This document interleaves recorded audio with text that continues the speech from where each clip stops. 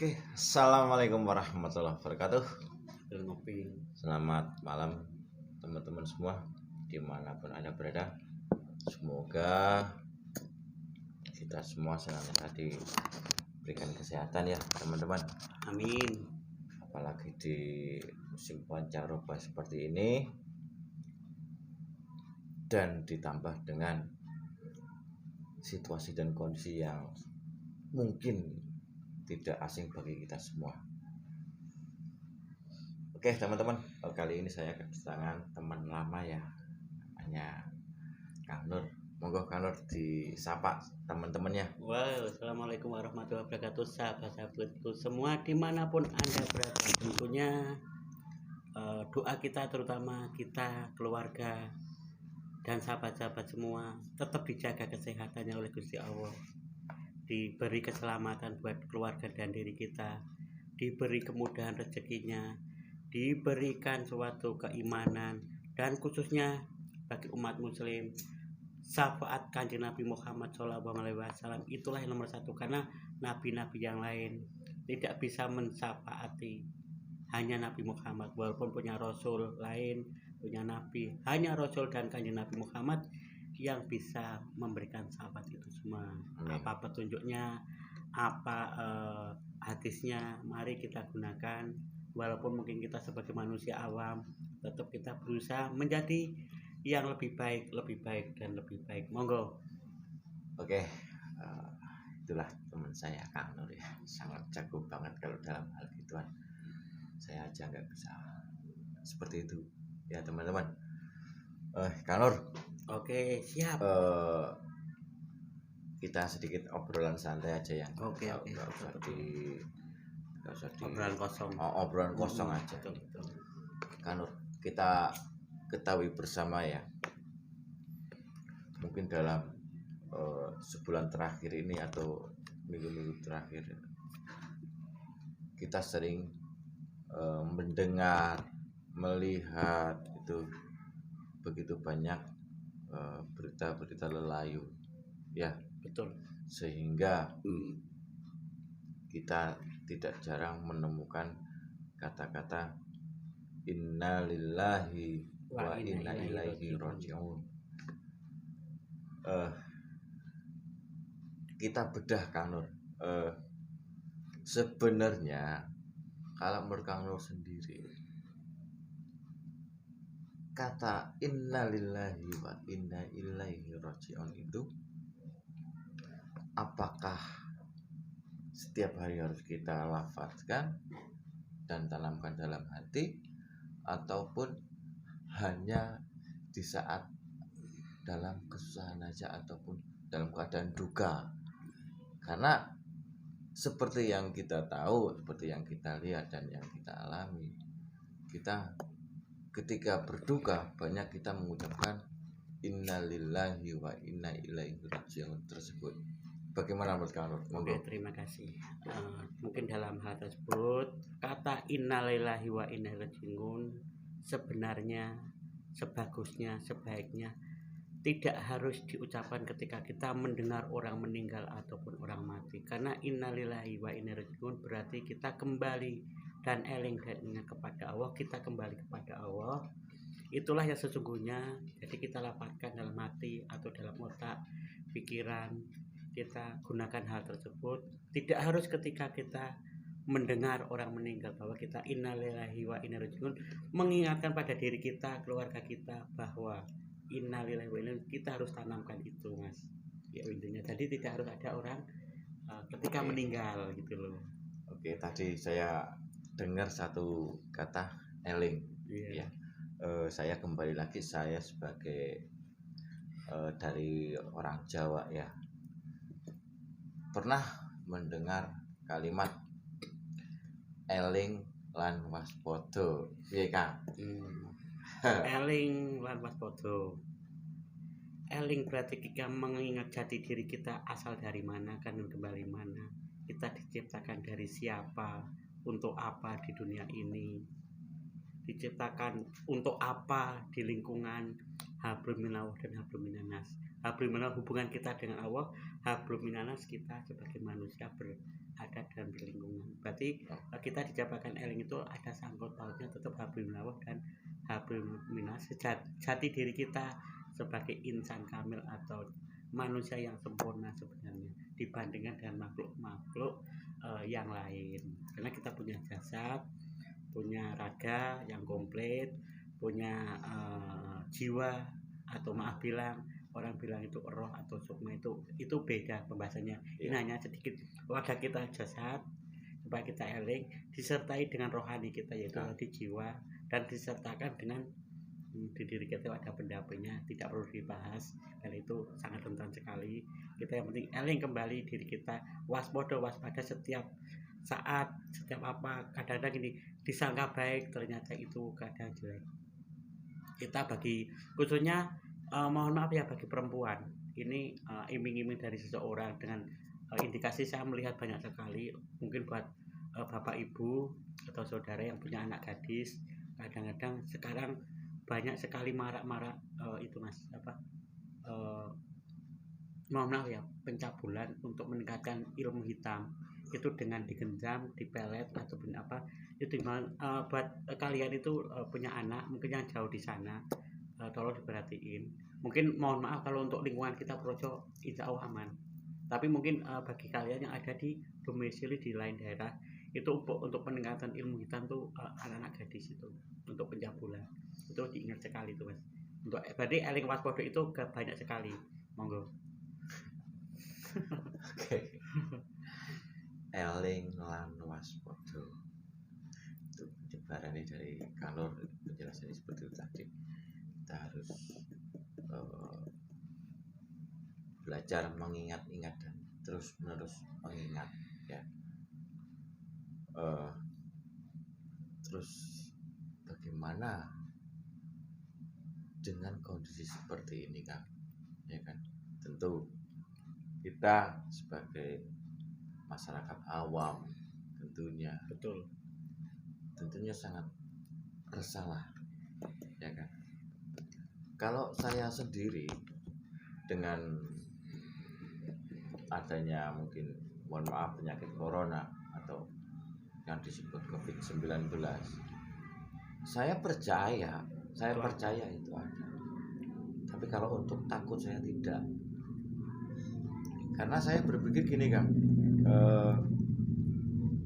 apapun itu bentuk virus sekecil apapun itu adalah makhluk ciptaan Allah. Betul. Ya kan?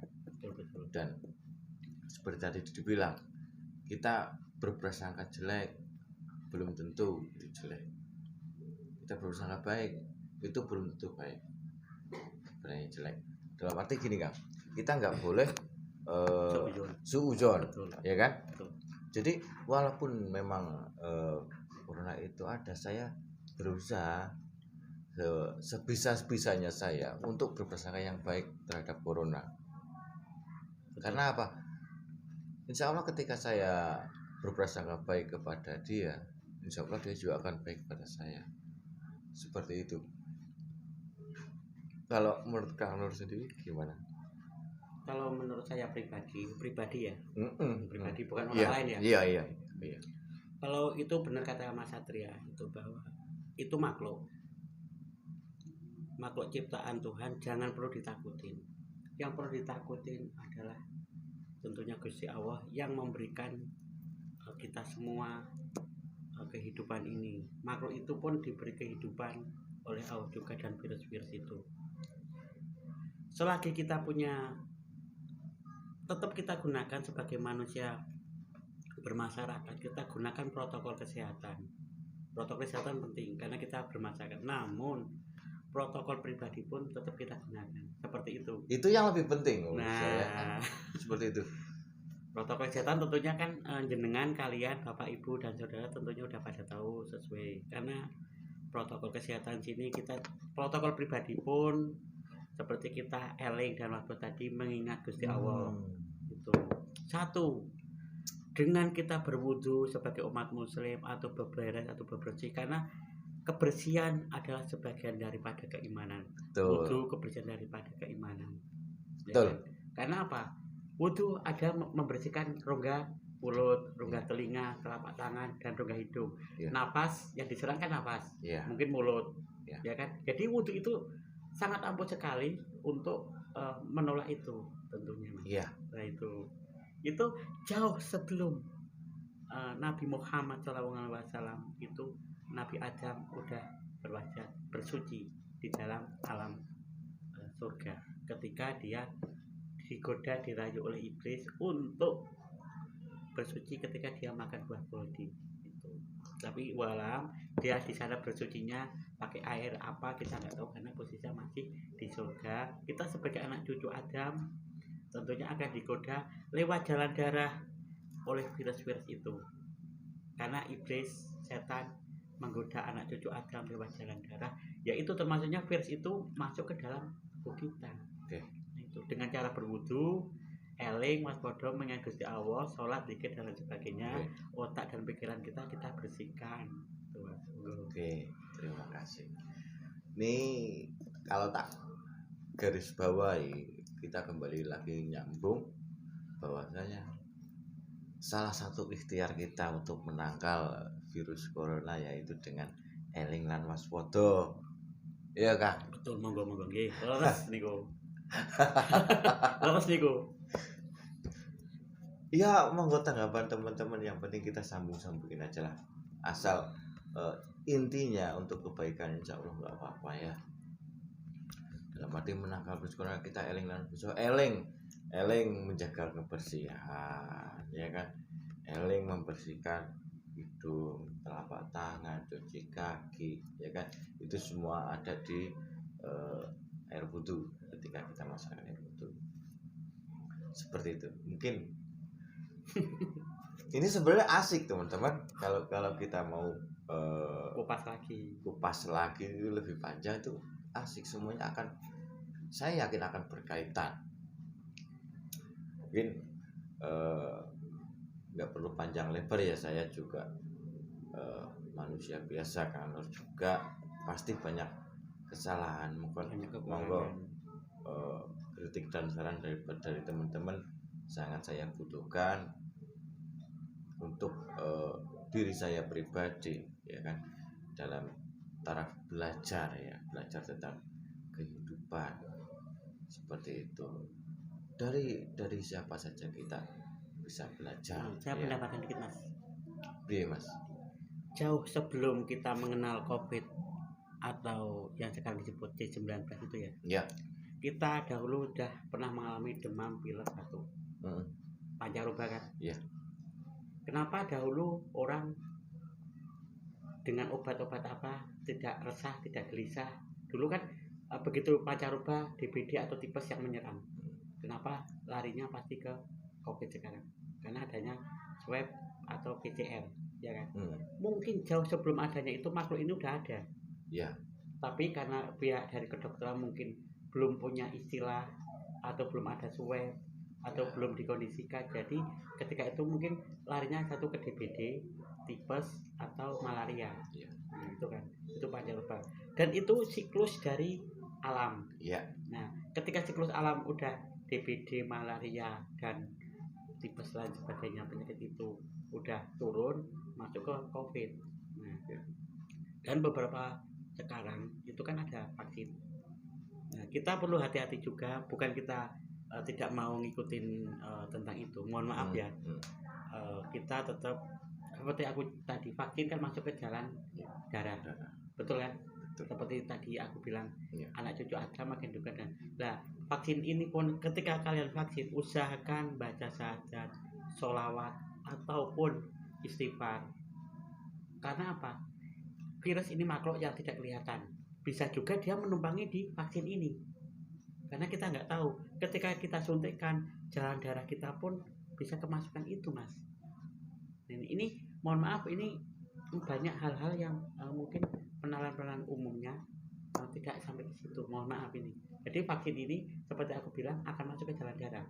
Dan anak cucu Adam akan digoda dengan itu. Mungkin bisa juga COVID ini yang berkolaborasi dengan di vaksinnya, makhluk itu tersebut bisa juga masuk ke vaksin.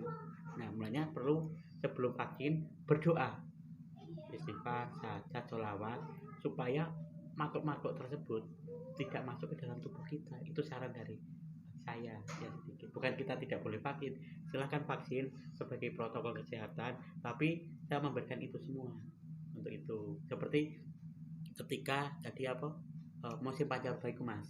Nah pancaroba kita udah mengenal. Terus sebenarnya itu makhluk.